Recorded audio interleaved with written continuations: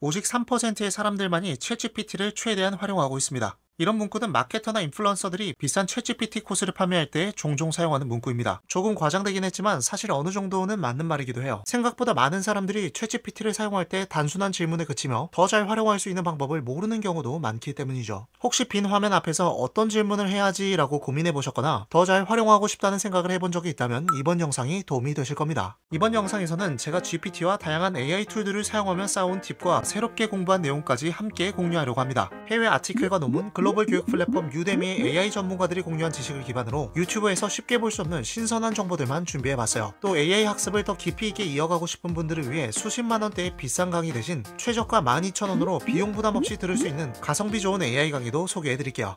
사실 프롬프트 엔지니어링을 적용해서 자동으로 프롬프트를 생성해줍니다. 정말 다양한 분야에 활용할 수 있지만 그중 생산성을 가장 크게 높일 수 있는 방안은 파이썬의 매플롯이라는 시각화 라이브러리를 실행해서 데이터를 가장 성공 확률이 낮은 카피는 제거하고 최우수한 이번 영상에서 다룰 것들인데요. 영상 초반에는 누구나 따라하기 쉬운 간단하고 유용한 팁을, 후반부에는 조금 더 전문적이지만 실용적이고 효과적인 방법들로 구성했습니다. GPT나 생성형 AI가 유용하다는 건 알지만 구체적으로 어떻게 활용할 수 있는지 잘 모르시는 분들도 많을 거라 생각해요. 그리고 이렇게 빈 화면을 보고 있으면 어떤 질문으로 시작해야 할지 막막하기도 하죠. 이럴 때는 그냥 GPT에게 내가 무엇을 모르는지에 대해서 작성해보세요.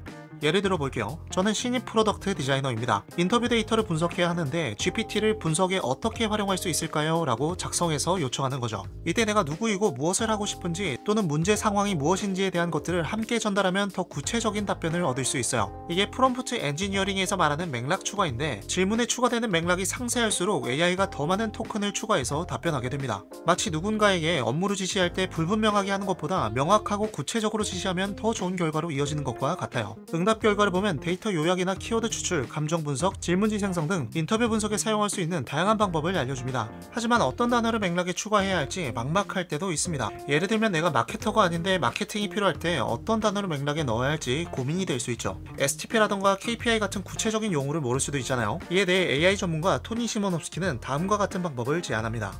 The problem is we don't always know exactly what kind of context is critical for chat to solve our task. And for this we have a trick where we are not providing the context initially, but we are asking chat to ask us as many questions as needed to collect that context. And before giving us the final result, chat asks us a few questions. And basically this is the process of collecting the context. We're giving chat the context, and after that we're getting a result that is more relevant to our task.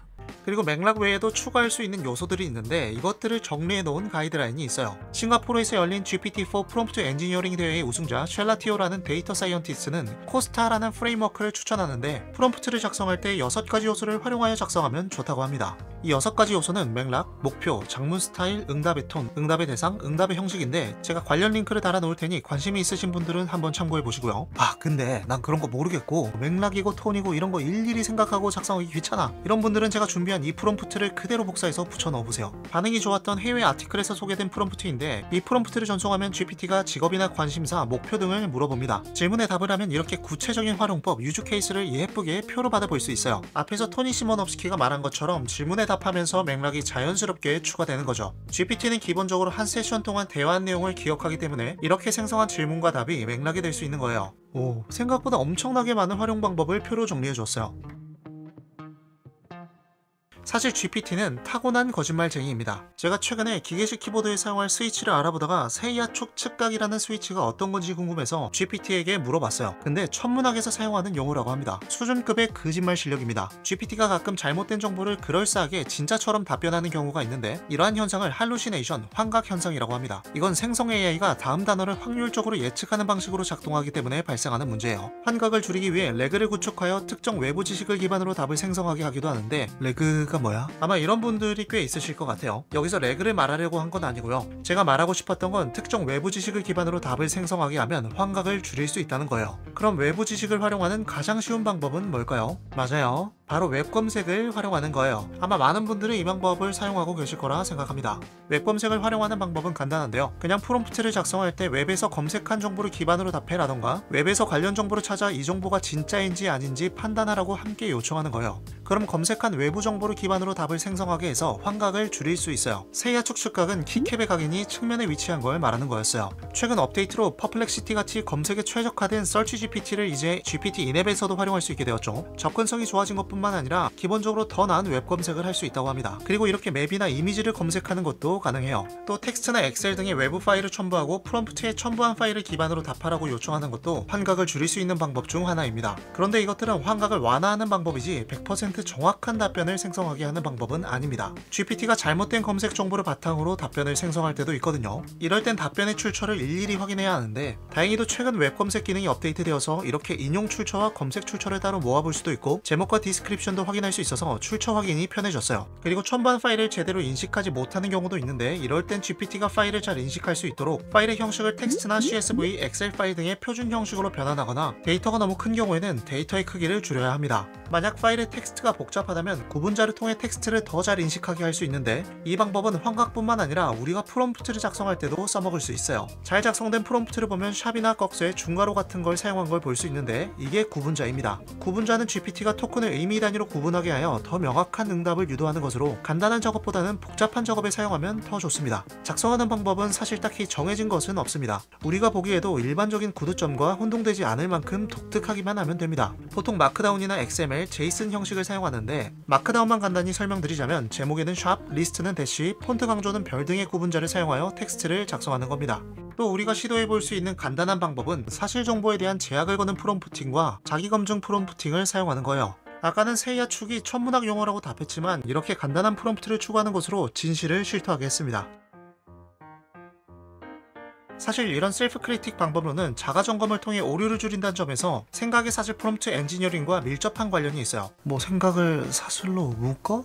이 생각의 사슬이라는 용어가 어렵게 느껴지실 수도 있는데 쉽게 말해서 마치 퍼즐 조각을 차례차례 맞춰 나가는 것처럼 AI가 문제를 단계별로 나눠서 분석하게 하는 방식입니다. 이렇게 하면 문제를 풀어가는 과정에서 자기 점검과 수정 과정을 거치게 해서 보다 논리적인 답변을 도출하게 할 수 있어요. 새롭게 선보인 오픈AI의 오원이 이 생각의 사슬 프롬프트 엔지니어링을 활용한 모델입니다. 그런데 오원은 일주일에 딱 50번 사용할 수 있고 속도도 느린 편이죠. 그리고 아직까지 프리뷰 버전이라 그런지 생각보다 간단한 문제를 풀지 못하는 경우도 있습니다. 실제로 이 소수점 문제를 오원 모델로 테스트를 하면 9.11이 더 크다고 빈번하게 잘못된 답변을 줍니다. 재밌는 게 이 문제를 생각의 사슬 프롬프트를 직접 작성하면 오원 모델을 사용하지 않고도 쉽게 해결할 수 있다는 거예요. 그런데 프롬프트 엔지니어링이 낯설거나 직접 작성하는 게 꺼려지는 분들도 계실 듯 해서 프롬프트 엔지니어링을 5초 만에 하는 방법 알려드릴게요. 오픈AI 플레이그라운드에 접속하면 챗 메뉴에 시스템 인스트럭션이라고 있는데 여기 보이는 생성 아이콘을 클릭합니다. 그리고 생각의 사슬 기반의 어시스턴트를 만들어 달라고 작성하고 크리에이트를 클릭해 줄게요. 그럼 이렇게 생각의 사슬 프롬프트 엔지니어링을 적용해서 자동으로 프롬프트를 생성해줍니다. 생성된 프롬프트는 구조화된 방식으로 굉장히 깔끔하게 작성되어 있는데 아까 설명드렸던 구분자도 사용해서 작성되어 있죠. 참고로 한글로 작성하려고 하면 한글로도 만들어줍니다. 이 프롬프트를 복사하고 GPT-4o 모델에서 아까 그 소수점 문제를 다시 질문해 볼게요. 영어 프롬프트를 사용했기 때문에 답변도 영어로 나오는데 한글로 번역해 주겠습니다. 답변을 보시면 정수 부분과 소수 부분을 단계별로 나누어서 문제를 해결하는 걸 확인할 수 있어요. 9.11이 더 작다는 정답을 잘 도출해냈습니다. 프롬프트를 만들어주는 이 기능은 현재 프리베타라 무료로 사용할 수 있고요. 잘 활용하면 양질의 프롬프트를 쉽게 만들 수 있겠죠. 이렇게 오원 모델을 사용하지 않고 프롬프트 엔지니어링만으로 GPT의 추론 능력을 끌어올릴 수 있는 걸 보여드렸어요. 물론 오원과 프롬프트 엔지니어링을 함께 사용하면 훨씬 더 강력하겠죠. 이 부분은 바로 다음 주제에 이어서 보여드릴게요. 그런데 만약 이런 과정이 번거롭다면 더 간단한 방법이 있습니다. 유데미의 수석 강사 콜트 스틸에 따르면 대규모 언어 모델은 제로샷 추론이 가능해서 추가 프롬프트만 입력해도 간단한 추론은 가능하다고 합니다. And there's a whole paper about this actually. Large language models are zero-shot reasoners. If we look in the abstract here, we show that LLMs, large language models, are decent zero-shot reasoners by simply adding "let's think step by step" before each answer. It's pretty fascinating.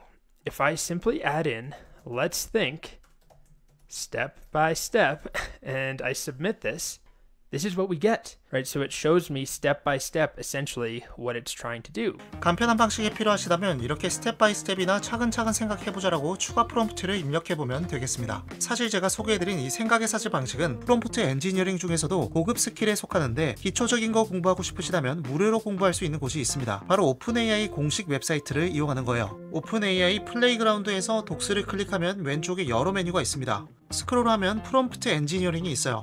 선택해보시면 명확한 지시사항 작성하기, 참고 텍스트 제공하기 등 오픈AI 직원이 예시와 함께 친절하게 잘 작성해 놓았으니 참고해보시기 바랍니다. 영어라서 못 보겠다 하시는 분은 트랜시 같은 GPT API를 사용하는 크롬 확장 플러그인 같은 거 설치하시면 이렇게 웹에 바로바로 번역 텍스트를 불러올 수 있어요. 플러그인 링크를 달아둘 테니 필요하신 분은 설치해보면 되겠고요. 일일이 확인할 시간이 없으신 분들은 이렇게 프롬프트 엔지니어링 가이드를 예쁘게 시트로 정리해놓은 이미지 파일이 있으니 이거 보시면 되겠습니다. GPT의 이미지를 인식하는 비전 기능이 있으니까 이 파일을 업로드하면 이 정보를 토대로 가이드를 제공받을 수 있겠죠. 이 시트도 링크를 달아둘 테니까 필요하신 분들은 참고해보세요. 정보를 찾거나 이메일 작성, 글쓰기 등 GPT는 정말 다양한 분야에 활용할 수 있지만 그중 생산성을 가장 크게 높일 수 있는 방안은 문제 해결에 사용하는 것이라 생각해요. 우리는 항상 문제에 부딪히며 살아가요. 하루 중 약 3분의 1을 보내는 직장에서의 일도 결국 다른 사람의 문제를 해결해주는 일이잖아요. 문제를 해결할 때 우리는 보통 어떻게 하나요? 필요한 자료를 막 찾고 검색하고 그렇게 찾은 정보를 바탕으로 괜찮은 해결책을 만들잖아요. 즉 문제 해결은 확산과 수렴의 반복입니다. 문제 해결의 프레임워크인 더블 다이아몬드를 보면 문제 해결 과정을 한눈에 확인할 수 있는데요. 이 과정을 쉽게 설명드리자면 리서치 후 문제를 정리하고 이를 바탕으로 아이디어를 도출하여 해결책을 만들어내는 것이에요. 이런 과정에 AI를 조수로 쓰면 굉장히 많은 시간을 줄일 수 있어요. 이 중에서도 특히 시간 대비 효율을 극대화할 수 있는 단계는 문제 정의와 아이디에이션이라 생각해요. 리서치 단계는 정보를 찾고 식별하거나 직접 사람과 인터뷰하는 등 사람 손이 꽤 많이 타서 AI를 활용하기가 다소 까다롭습니다. 하지만 학습된 데이터를 바탕으로 문제 가설과 솔루션 가설을 생성해내는 건 충분히 가능해요. 그것도 단시간 내에 엄청 많은 양을 생산할 수 있죠. 하지만 문제 해결이라는 게 정말 쉽지 않아요. 이건 문제 해결의 전문가들조차 마찬가지일 거예요. 왜 그럴까요? 진짜 문제는 보통 눈에 보이는 표면적인 것이 아니라 이면에 숨겨져 있기 때문이에요. 이게 우리가 문제를 잘 찾아서 정의했다고 해도 사실 그게 표면적인 문제일 가능성이 크거든요. 암튼 그래서 근본적인 문제의 원인을 찾는 것이 매우 중요한데 이건 별 수가 없어요. 집요하게 계속 왜라는 질문을 던지면서 디깅을 해야 합니다. 변태처럼요. 이런 과정에서 사용하면 좋은 기법이 있는데 바로 5WHYS 기법입니다. 5WHYS는 특정 문제에 왜를 던지고 답하고 다시 질문하고의 이 과정을 5번 반복하면 근본적인 문제의 원인에 도달할 확률이 높아진다는 그런 기법이에요. 이 기법을 AI에 적용하면 문제의 원인을 파는 작업이 굉장히 편해집니다. 그런데 질문에 답하고를 5번 반복해서 한다? 이거 단계별로 사고하는 생각의 사슬 프롬프트 엔지니어링과 유사하죠. 그럼 5WHYS 기법의 생각의 사슬 방식을 적용하고 추론 모델인 O1을 사용하면 어떨까요? 바로 확인해 보시죠. 아까 소개해드린 방식으로 5WHYS 프롬프트를 만들었는데 질문에 답을 하고 그 답에 다시 질문을 하는 방식으로 구성해 달라고 했어요. 5WHYS 기법을 적용해서 프롬프트가 잘 만들어졌어요. 복사해서 GPT로 가져와 줄게요.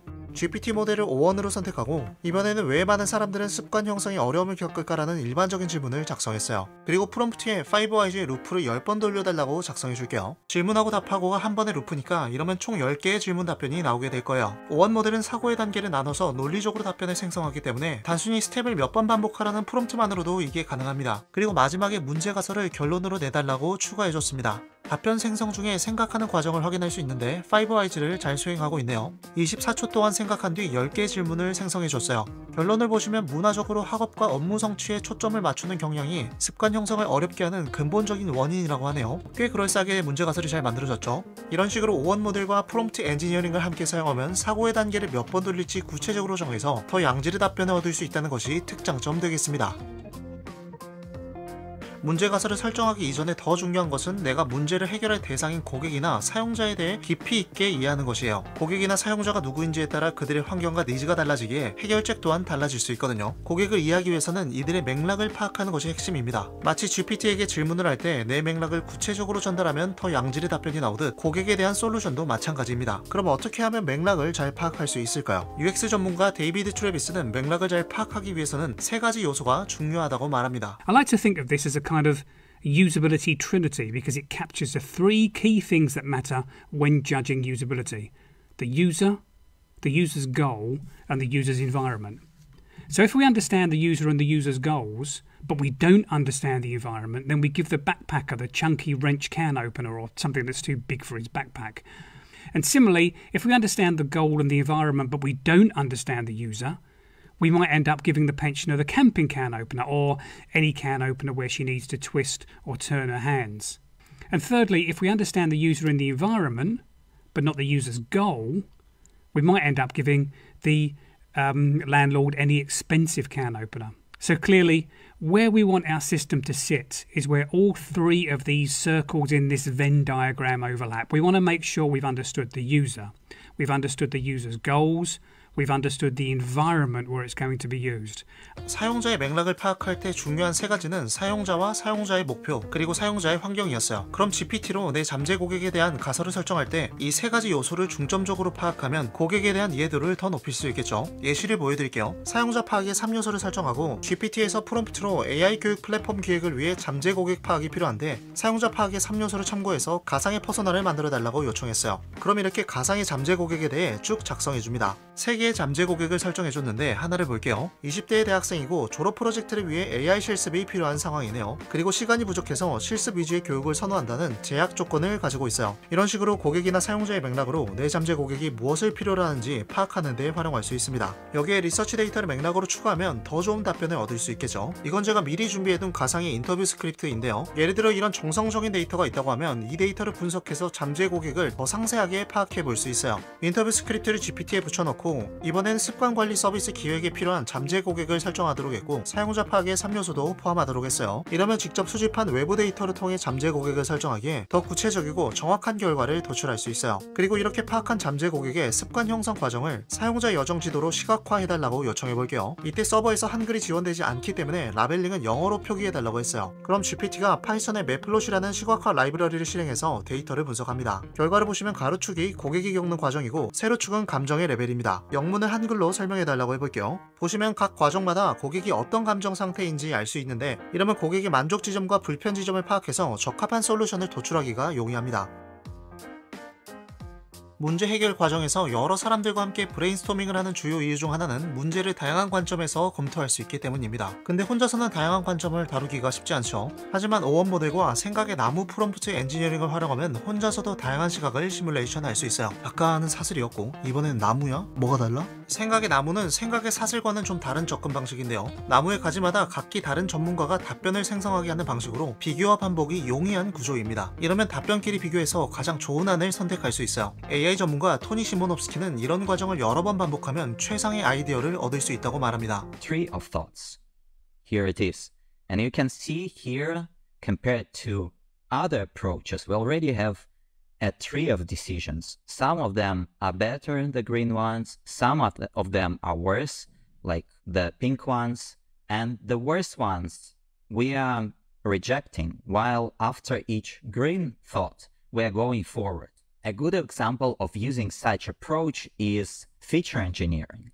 Basically, instead of just asking for the features one time, we will be asking chat to continuously give us more ideas for the features, compare them, reject the features that are not so good, and do this iteratively a few times until we find the best features.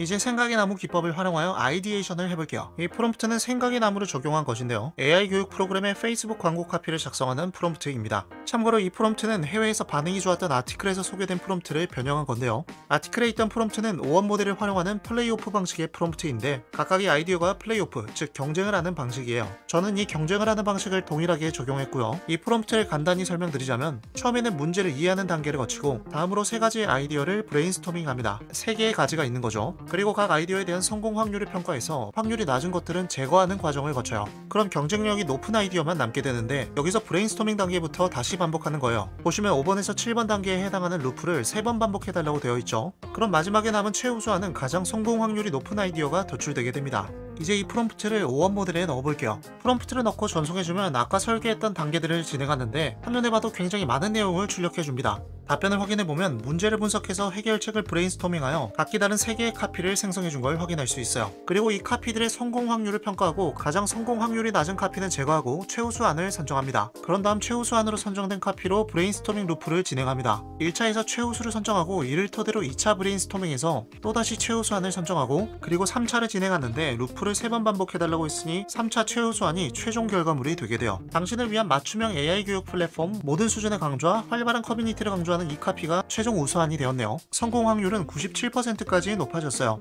여러 관점의 다양한 아이디어를 내는 것뿐만 아니라 가장 우수한 안을 선정하는 과정까지 한 번에 진행이 되었어요. 우리가 시간이 부족하거나 혼자 일할 때 객관성을 잃기 쉬운데 이 방식을 활용하면 더 나은 결정을 하는데 많은 참고를 할 수 있겠죠. 이렇게 GPT 활용 방법을 다 알아봤는데 만약 학습을 더 이어서 하고 싶으시다면 다른 교육 플랫폼보다 훨씬 저렴하게 양질의 강의를 들을 수 있는 유데미를 추천드릴게요. 요즘 수십만 원대의 비싼 AI 강의들이 많은데 유데미는 이번 프로모션 기간 동안 최저가 12,000원으로 강의를 수강하실 수 있습니다. 가성비 끝났죠? 지금부터 제가 직접 들어보고 괜찮았던 4개의 강의를 추천드릴 건데요. 기초적인 강의부터 중급 이상 난이도의 강의까지 깔끔하게 정리해드릴게요.